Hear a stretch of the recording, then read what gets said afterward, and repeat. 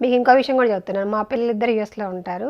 నేను ఎవరికి చెప్పుకోవాలి, ఎందుకంటే నన్ను పిలిచారు అన్న తర్వాతకి నేను ఆడిషన్లో సెలెక్ట్ అవ్వలేదు అనుకుంటే అదొక మైనస్. కాబట్టి నేను ఎవరికి చెప్పలేను. నేను చేస్తానంటే ఎక్కువ మా చిన్నపిల్ల ఎక్కువ ఉంటుంది, అంటే ఓర్పుగా ఒక మదర్ లాగా ఉంటుంది. పెద్ద పిల్ల కొంచెం వర్క్ ఎక్కువ చేస్తుంది, అది మగవాళ్ళలాగా పని చేస్తుంది. ఆడపిల్ల కొంచెం చిన్నపిల్ల నాకు కొంచెం కనెక్టింగ్ ఉంటుందంట. చిన్నోడ నాకు ఇట్లా సీన్ పేపర్ ఇచ్చారు, నేను నీకు పంపిస్తాను, నువ్వు దానికి తెలుగు సరిగ్గా రాదు, అంటే ఓ రానట్టేం కాదు, తెలుగు అమ్మాయి కాబట్టి బాగానే వస్తుంది, కానీ ఒత్తులు అవన్నీ తెలియదు అనమాట. నేను మాట్లాడేది నువ్వు విను, ఒకవేళ అంటే ఇంటా కొద్ది తనకు కూడా అలవాటు అవుతుంది కదా. అలా ఆ పాపకి ఒక 10-15 సార్లు చెప్పాను, బాగుంది మమ్మీ, నాకైతే స్లాంగ్ అవునో కాదో తెలియదు, కానీ నువ్వు మాట్లాడేది మాత్రం నాకు అర్థం కావట్లేదు అని. అసలు నీకు అర్థం కాకపోతే నాకు కావాలి, అర్థం అయితే తెలుగు అవుతుంది, అర్థం కాకపోతేనే చిత్తూరు స్లాంగ్ అవుతుందని చెప్పేసి సరే అని చెప్పేసి ఇక వెళ్ళాను, చేశాను. హ్యాపీగా చేసి వచ్చిన దగ్గర నుంచి ఫోన్ చేద్దామా ఏమని అనుకుంటారా, మెసేజ్ పెడదామా ఏమనుకుంటారు. సుకుమార్ సార్కి నాకు నెంబర్ ఉంది, కానీ నేను ఎప్పుడు ఫోన్ మెసేజ్ ఏం చేయలేదు, నాకు అంత ధైర్యం సరిపోలేదు కూడా. అక్కడే ఏడీస్ ఉంటారు కదా, సరే ఏమేమి సార్ అంటే ఇంకా సార్ చూడలేదమ్మా, చూసిన తర్వాత చెప్తారు. ఒక 2 సార్లు అడిగాను, 3ఓసారికి సిగ్గు అనిపించింది, వద్దు ఎందుకు, అయితే అవుతుంది లేత లేదు, ఇన్నిసార్లు బాగుండదు. తర్వాత వంగ 6 months దాటిపోయింది. అప్పుడు ఒక మంచి రోజు, ఒక ఫైన్ డే, ఒక ఫైన్ టైం, నా టైం స్టార్ట్, ఫోన్ వచ్చింది ఈవినింగ్ 7 ఆ టైంలో. మ్యామ్ ఇట్లా మైత్రి మూవీస్ నుంచి సాంగ్స్, మీకు ఏమైనా మూవీస్ ఉన్నాయా, డేట్స్ ఎలా ఉన్నాయంటే ఒక్క క్షణం కూడా ఆలోచించలేదండి ధనుష్ గారు. సార్ అన్నీ ఫ్రీ సార్, మొత్తం ఫ్రీ సార్, ఏం లేవు సార్, అన్నీ ఫ్రీ సార్. సరే CEO కాల్ చేస్తారమ్మా మైత్రి మూవీస్ నుంచి, పేమెంట్ మాట్లాడతారు. సరే సార్. ఆ సార్ ఫోన్ చేసేవారికి మళ్ళీ 15 రోజులు వెయిటింగ్. మీకు తెలుసు కదా, మామూలుగా ఏదైనా బేర్ చేయగలుగుతున్న మెంటల్ టెన్షన్ ఒకటి బేర్ చేయాలని చూడండి, అది అసలు కనపడని టార్చర్ అన్నమాట లోపల ఇన్సైడ్. మంచి టైంలో ఫోన్ చేశారు, కొంచెం పేమెంట్ చూడండి, మనకి ఫర్దర్గా నెక్స్ట్ మూవీస్ ఉన్నాయి, ఇది కాదు కదా అన్నారు. నేను వాస్తవం చెప్తున్నాను, దానికి డబ్బులు ఇవ్వకపోయినా చేసేదాన్ని. పేమెంట్ అయితే మీకు తక్కువే వచ్చిందా?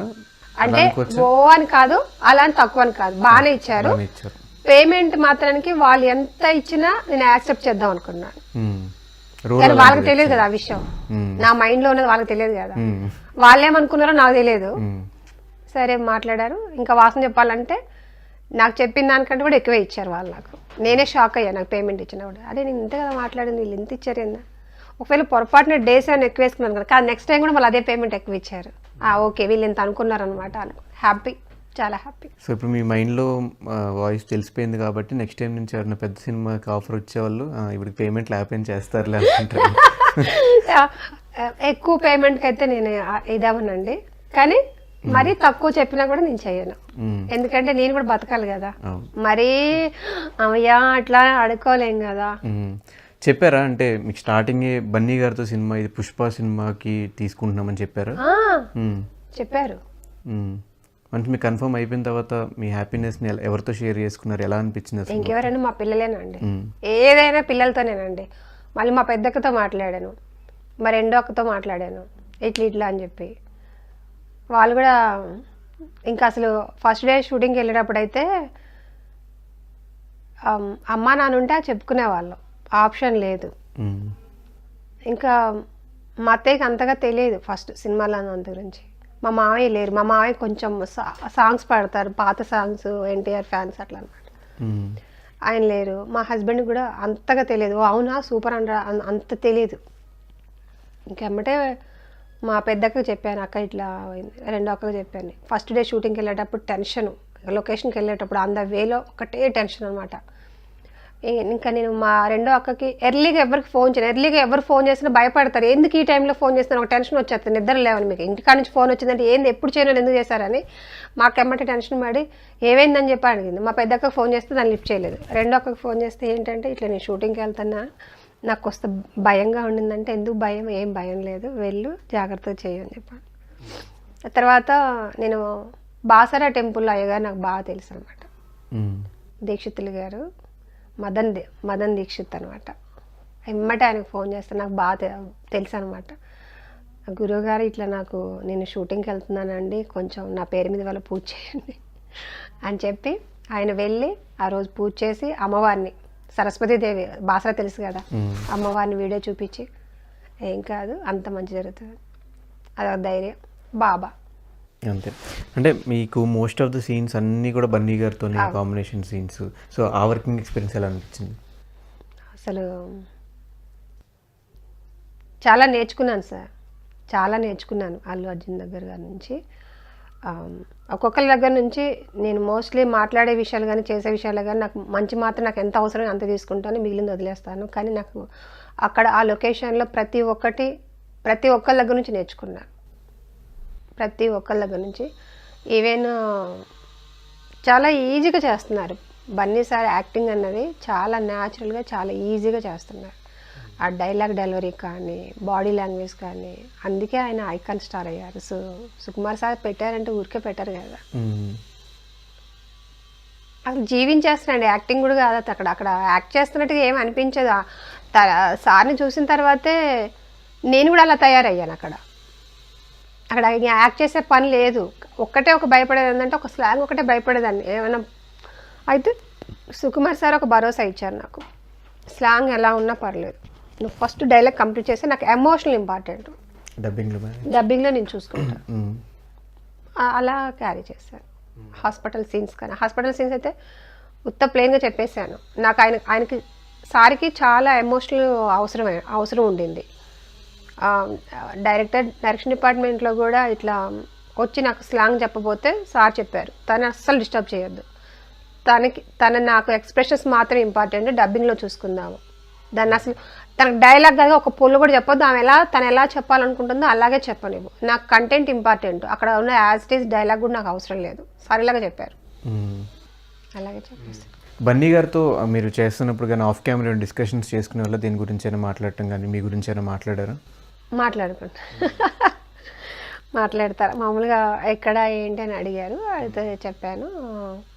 మీకు ఎంత ఏజ్ అని అడిగారు ఫస్ట్, నన్ను అడిగే క్వశ్చన్ ఇదే అడిగారు, మీకు ఎంత ఏజ్ అని అడిగారు. సార్ ఇట్లా అది కూడా ఎక్కడైనా మా అబ్బాయి కారు కొన్నారు కదా, కారు కొన్నప్పుడు కార్లో ఎక్కించుకొని వెళ్తాడు కదా నన్ను, ఆ వెళ్ళే మూమెంట్లోనే ఆ వెహికల్ అని అడిగాడు. అమ్మ మీకు ఎంత ఏజ్ అని అడిగాడు. షాక్, నేను ఏంది ఇట్లా అడిగాడు అబ్బా అనుకోని. సార్ అన్న మీకు ఎంత ఏజ్ అని అడుగుతున్నానమ్మా, టెన్షన్ పడవాకంటే. సార్ నాకు 42 అన్నారు. సార్ నాకు 42 years. 42నా? ఎంతమంది పిల్లలు అన్నారు. సరే 2 అమ్మాయిలు సార్. వాళ్ళు ఏం చదువుకుంటున్నారు? Sir 2 job. ఎక్స్ప్రెషన్ ప్రతి ఒక్క డైలాగ్కి చేంజ్ అనమాట. జాబ్ చేస్తున్నారా? పెళ్ళి ఎప్పుడైందమ్మా నీకు? 14 years అట్లా. ఎన్ని సంవత్సరాలు? వాళ్ళకి ఎన్ని సంవత్సరాలు? ఇట్లా సాంగ్స్ ఇంతలోనే సుకుమార్ సార్ వచ్చారు. అప్పుడు అయిపోయింది, ఆ షార్ట్ అయిపోయింది. అదే షార్టు సుకుమార్ సార్ మన బన్నీ సార్ చూసినా ఇదే గుర్తుకు రావాలన్నమాట. ఇదే మళ్ళీ రిపీట్ అడిగాడు. అమ్మ షూర్ అమ్మ, నాకు నీకు ఎంత డిఫరెన్స్ తెలుసా? 2 సంవత్సరాల తేడా. 2 సంవత్సరాల తేడా. ఓకే, బన్నీ గారికి 40. అంటే అవునా సార్, ఏం మాట్లాడతాము, పెద్ద అతను అంటే వయసులో పెద్దోడు కాకపోయినా ఆయన అనుభవంలో పెద్దోడు నాకంటే ఇండస్ట్రీలో, ఏం మాట్లాడతాము సార్. ఓకే ఓకే ఓకే అని చెప్పేసి అదే ఆయన తలుచుకొని నవ్వుతున్నాడు, నాకు ఇలా చూస్తాడు నవ్వుతాడు. ఆయన మరి ఎందుకలా అనిపించిందో తెలియదు. తర్వాత సుకుమార్, డార్లింగ్ నీకు విషయం తెలుసా, మా అమ్మకి నాకు 2 సంవత్సరాలే చెబుతాడు. అవునయ్యా అవును, అయితే ఏం చేయమంటావు, నా వయసు చెప్పమంటావా అంటాడు సుకుమార్ సార్ వచ్చి. అది సుకుమార్ సార్ వయసు చెప్పేస్తాడు.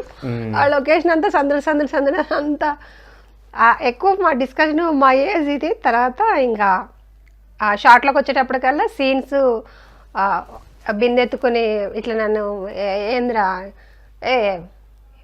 ఏంద్రా ఓ అని సౌండ్ చేస్తా ఉండా, ఈ రోడ్డు అన్న నీ అమ్మగా జాగిరి అనుకుంటున్నావా, దించి రాదా దించి, నా కొడుక ఏనా బట్టరా నువ్వు అంటే,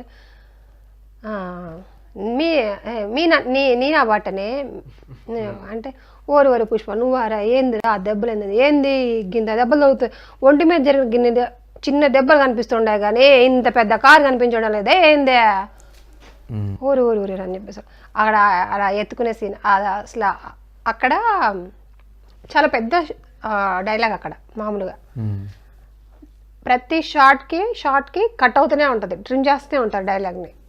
ఇప్పుడు చెప్పింది నెక్స్ట్ దానికి ఇంకోటి చెప్తారు, ఇంకో దానికి ఇంకోటి చెప్తారు. వాళ్ళకి ఎంత కావాలో అంతే ఫైనల్గా వస్తుంది, ఎంత వచ్చింది ఎంత వస్తుంది ఆఖరికి. అలా తర్వాత అక్కడ ఎక్కువ అయినాయి నాకు టేక్లు మామూలుగా అయ్యేసరికి ఫస్ట్ రిలాక్స్ అవ్వు నువ్వు. అది రిలాక్స్ అంటే ఎండ అండి, బాగా ఎండ, కింద చెప్పులు లేవు, అడవి, అది విలేజ్, బాగా విలేజ్, అసలు బగ మంట అనమాట కార్లు. అది మళ్ళీ కొత్త వెహికల్, ఒకసారి ఏమో స్టక్ అయిపోద్ది డోరు, దానివల్ల 1 more కెమెరా టెక్నికల్ డిపార్ట్మెంట్ వల్ల లేదా ఏదేదో అట్లా ఫైనల్గా ఆ టేక్ అయ్యేటప్పుడు ఎక్కువ డిస్కషన్ ఉంటుంది మాకు. ఏదన్నా సీన్ జరుగుతుంది అంటే ముందు ఆ సీన్లో ఎవరెవరు ఉన్నారో చూస్తారు. ఆ సీన్ అక్కడ ఒకటి 2-3 సార్లు రిహార్సల్ అవుతుంది. అయిన తర్వాత అప్పటికి అక్కడ మళ్ళీ షాట్లో పోయినాక మళ్ళీ ట్రిమ్ వస్తుంది.